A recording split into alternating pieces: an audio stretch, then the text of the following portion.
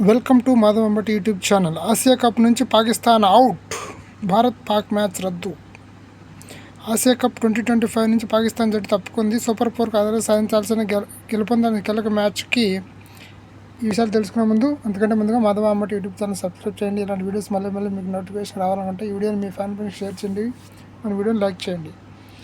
ఇక సూపర్ 4కి అర్హత సాధించాలంటే గెలుపొందాల్సిన కీలకమైన మ్యాచ్గా ఆ జట్టు హాజరు కాలేదు. బుధవారం యూఏఈతో జరగాల్సిన మ్యాచ్లు ఆడకుండా పాకిస్తాన్ ఆటగాళ్లు హోటల్ గదులకే పరిమితమయ్యారు. దీంతో మ్యాచ్ రద్దయింది. పాకిస్తాన్ కనుక ఈ మ్యాచ్ గెలిచి ఉంటే సెప్టెంబర్ 21న దుబాయ్ వేదికగా భారత్తో తడపాల్సి ఉండేది. పాకిస్తాన్ తీసుకునే నిర్ణయం క్రికెట్ ప్రపంచాన్ని ఆశ్చర్యపరిచింది.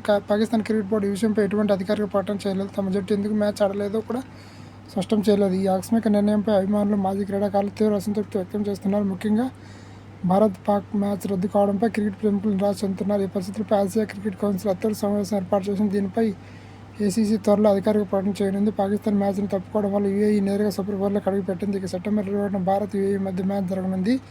ఈ పరిణామాలతో ఆసియా కప్ 2025లో ఉత్కంఠ మరింత పెరిగింది.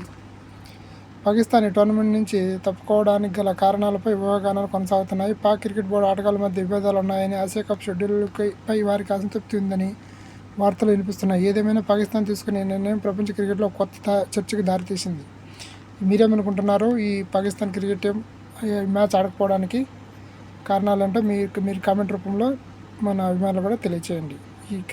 ఈ పాకిస్తాన్ క్రికెట్ టీం ఎందుకు మ్యాచ్కి రాలేదు అనే విషయాలని మీ కామెంట్ రూపంలో, మీ అమూల్యమైన సలహాలను, సూచనలను కామెంట్ రూపంలో తెలియజేయండి. Thank you very much.